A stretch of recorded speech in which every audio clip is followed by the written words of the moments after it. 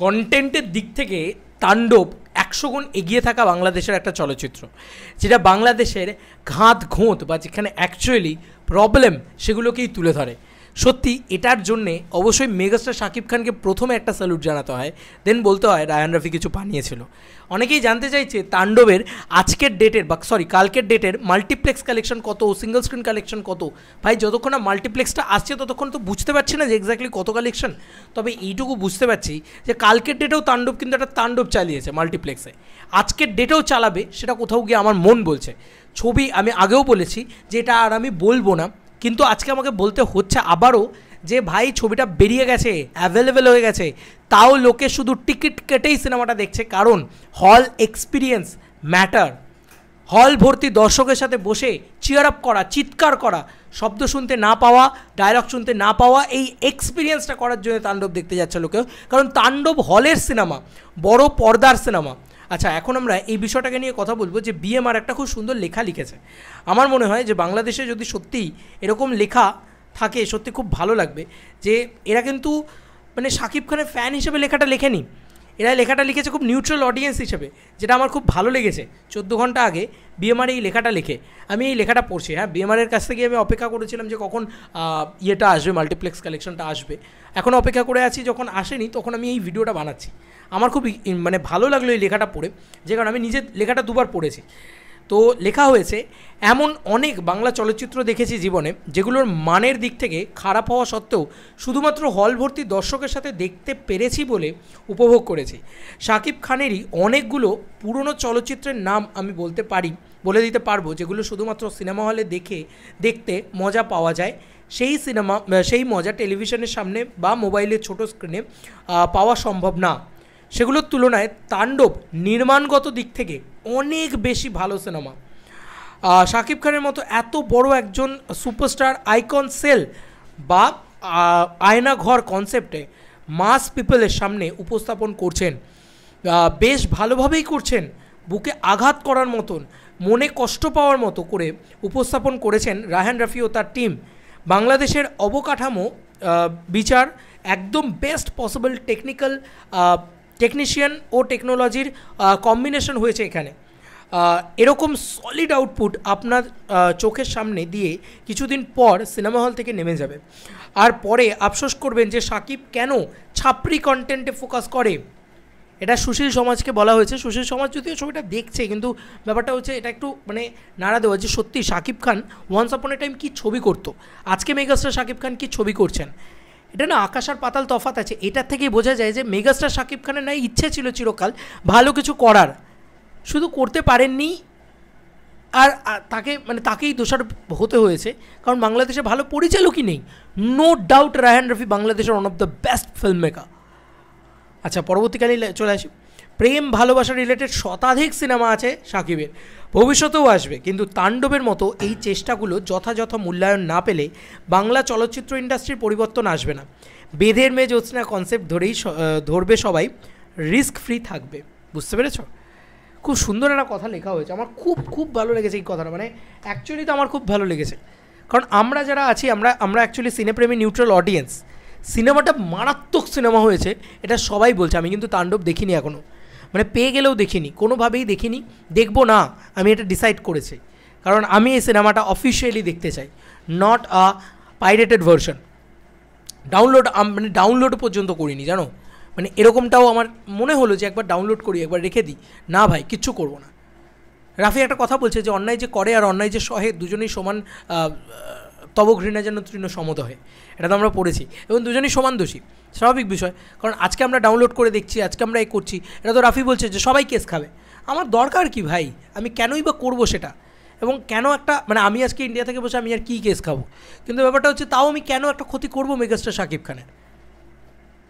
সত্যি শাকিব খানকে খুব পছন্দ করি এই কারণগুলোর জন্যে, যে শাকিব খান আজকে তাণ্ডবের মতন ছবি করছেন, যে ছবিটা হয়তো অনেকের ভালোও লাগছে না, এরকমও আছে সিঙ্গেল স্ক্রিনে অনেকের হয়তো ভালো লাগছে না, কিন্তু ছবিটার মানেটা যদি আজ থেকে 5 বছর বাদে বা 10 বছর বাদে কেউ বুঝতে পারে, হয়তো তার মারাত্মক লাগবে সিনেমাটা। দেখো, কিছু সিনেমা থাকে না আজকে সেগুলোর বিচার হয় না, সেগুলোর বিচার 10 বছর বাদে 15 বছর বাদে লোকে বলবে ও কাল্ট ক্লাসিক। এরকম প্রচুর সিনেমা আছে, এরকম প্রচুর সিনেমা আছে, বরবাদও সেটাই হবে। বরবাদে আজকে হয়তো অনেকেই বরবাদ খুব মজায় মজায় দেখে নিয়েছে, খুব আনন্দে দেখে নিয়েছে, খুব এন্টারটেনিং একটা ছবি, এন্টারটেনমেন্ট ফ্যাক্টরে দেখে নিয়েছে। আমি আবারও বলছি, এই ভিডিওর ভিতরেও মানে মেনশন করে দিয়ে গেলাম বরবাদের কথা, এখনও বলছি বরবাদের লাস্ট 10 মিনিটস ভালো করে দেখবে, গোটা সিনেমাটার পুরোটা লাস্ট 10 মিনিটসে ভালো করে দেখবে। নতুন মানে যদি খুঁজে না পাও তাহলে তুমি আমাকে এসে বলো, আমাকে দুটো খিস্তি করে যাও। বরবাদ এর লাস্ট 10 মিনিটস ইজ টেরিফিক, এবং সেটার একটা নতুন মানে আছে, নতুন উৎস আছে, এবং সেটা অনেকটা বেশি আরবান, নট আ কমার্শিয়াল। বিশেষ করে বরবাদের লাস্ট 10 মিনিটস, আমি যদি কোনো দিন মেহেদী হাসান হৃদয়ের সাথে কথা বলার সুযোগ পাই, আমি এটা নিয়ে বলবো যে আপনি ওই লাস্ট 10 মিনিটসে এত বড় দার্শনিক জিনিসপত্র দেখিয়েছেন, যেটা সত্যি বলছি মানে যারা বুঝবে তাদের জন্য প্রচণ্ড হার্ট হিটিং। সেরকমভাবে রায়হান রাফি, আমি জানি না তাণ্ডবে কী করেছেন না করেছেন, কিন্তু বাংলাদেশের যে সুশীল সমাজ তাদের পক্ষ থেকেই তো এই লেখাটা আসছে, বিএমআর বা বাংলা মুভি রিভিউ, এই পেজটাকে আমরা সবাই বিশ্বাস করি। তো আমার মনে হয় যে এরা না অ্যাকচুয়ালিতে খুব খুব জেনুইন একটা কথা বলেছে, যে আজকে যদি তাণ্ডবকে সাপোর্ট করা হয় তাহলে ইউনিভার্সকে সাপোর্ট করা হবে। আজকে যদি তোমরা তাণ্ডবকে সাপোর্ট করো, আমার কি, আমি তো ইন্ডিয়া থেকে বসে কথা বলছি, কিন্তু তোমরা আজকে তাণ্ডবকে সাপোর্ট করলে বাংলাদেশে ইন্ডাস্ট্রিতে বাংলাদেশে বসে একটা সিনেমা শুটিং করা হয়েছে, ভাবতে পারো, এবং এই হাই কোয়ালিটিতে। তো এটা হচ্ছে একটা ব্যাপার। রায়হান রাফি সেটা করে দেখিয়েছেন যে না, আমরা একটা বড় কমার্শিয়াল ছবিও বাংলাদেশে মাউন্ট করতে পারি, বসে শ্যুট করতে পারি। তো এটা আমার না খুব ভালো লেগেছে। জানি না সিনেমাটা কেমন হয়েছে, সবাই তো খুব ভালো বলছে, মানে অ্যাকচুয়ালি যারা উপর হায়ার লেভেলে আছে তারা প্রচণ্ড ভালো বলছে, সরি, আর যারা একটু সিঙ্গল স্ক্রিনের আছে তাদের আবার অনেকেরই ভালো লাগেনি, বোরিং লেগেছে ইত্যাদি। তবে আমার মনে হয় সব ধরনের ছবি দেখার একটা টেস্ট অ্যান্ড প্রেফারেন্স তৈরি হওয়া ভালো। পছন্দ নাই হতে পারে, মানে এরকমটা হতেই পারে যে তোমার এই ছবিটা পছন্দ হলো না, কিন্তু আমার মনে হয় যে মেগাস্টার শাকিব খানের ছবি তো পছন্দ না হওয়ার কোনো জায়গাই নেই। মানে এই ছবিটা সেই ক্যাপাবিলিটিটা রয়েছে। হতে পারে যে ছবিটা হয়তো আরবান কিছু নিয়ে ডিল করছে, বা হয়তো খুব খুব মানে নিশ সাবজেক্ট নিয়ে ডিল করছে, হতেই তো পারে না সেই জিনিসটা। তবে আমি এটা বলবো যে রিভিউ খুব পজিটিভ, প্রচণ্ড ভালো, যারা সিনেমাটা দেখছেন তারাই খুব ভালো বলছেন। মানে এরকমটা আমি দেখতে পাচ্ছি, যে কারণে আমার এই ভিডিওটা বানানোর রইল। এটা কিন্তু বাংলাদেশের জন্য একটা গর্বের বিষয় যে বাংলাদেশে শ্যুট করে এরকম একটা সিনেমা, এরকম একটা আউটপুট। এবং রাফি সবসময় রাজনৈতিক সিনেমার একটা ছাপ ফেলে দিয়ে যান, সেটা তুফানের ভেতরেও ফেলে দিয়ে গেছিলেন। সেটা অনেকেই ধরতে পারেননি, আমি ধরতে পেরেছিলাম, আমার ভালো লেগেছিলো। এবার মানে তখন সেটা নিয়ে আলোচনাও হয়নি, মানে আমিও যে প্রথমে ধরেছিলাম বা এটা একটা কমার্শিয়াল সিনেমা বাদ দিয়ে একটা রাজনৈতিক সিনেমা হিসেবে দেখবো, এরকম ভাবনা চিন্তা আমার তখন মাথায় আসেনি। পরবর্তীকালে যখন আমি ছাত্র আন্দোলনটা হয়ে যাওয়ার পরে যখন আমি আবারও সিনেমাটা খুলে দেখি, তোমরাও দেখো পারলে তুফান ছবিটা, তাহলে একটা রাজনৈতিক দিক পাবে। সেই মানে গ্রে আউন্সটা বা সেই বুদ্ধিটা বা সেই মজাটা যখন পাবে না, তখন তোমার মনে হবে যে না ভাই, রাফির ভিতরে শিক্ষা আছে, শিক্ষিত ডিরেক্টর। তো এই জিনিসটা মেগাস্টার শাকিব খানের সাথে এই জিনিসটা হলে না আমি খুব ভালোবাসি, এবং আমার খুব পছন্দ হয়েছে। না, শাকিব খান ভালো ছবি করছেন না, দাদা শুধু লাড়ে লাপ্পা ছবি করছেন, বুঝতে হবে এগুলো। তো এটা একটা খুব খুশির বিষয়। তাণ্ডবও সেই দিকটাই ইঙ্গিত করছে, এবং তাণ্ডবের ভিতরে আমরা বুঝতেই পারছি যে ভিজিল্যান্ডে হিরো, এবং সেটা অ্যাকচুয়ালিতে পুরো মানে সিস্টেমের এগেনস্টে গিয়ে কথা বলছে, মুরব্বি ওই জায়গাটা আমার মানে একটুখানি তো ঝলক আসছে সোশ্যাল মিডিয়াতে, দেখেছি আমি। তো ওই জায়গাটা এত সুন্দর। তো আমি বারবার বলবো যে এই সিনেমাটার কদর করো তোমরা, কারণ আমরা হয়তো চাইলেও এই ধরনের সিনেমা পাবো না, কিন্তু তোমাদের কাছে একটা রায়হান রাফি আছে, তোমাদের কাছে একটা শাকিব খান আছে। এই সিনেমাটাকে মাথায় করে রেখো বস, এই সিনেমাটাকে কদর করো। যদি এই সিনেমাটাকে কদর না করো তাহলে সত্যিই বেদের মেয়ে জ্যোৎস্নার মতন সিনেমা গন্ডায় গন্ডায় তৈরি হবে।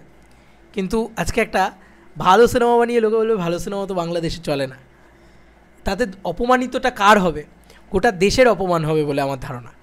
যাই হোক, এই ছিল এখনকার মতো ভিডিও। চলো বন্ধুরা, নতুন কোনো ভিডিওতে দেখা হবে। Bye bye.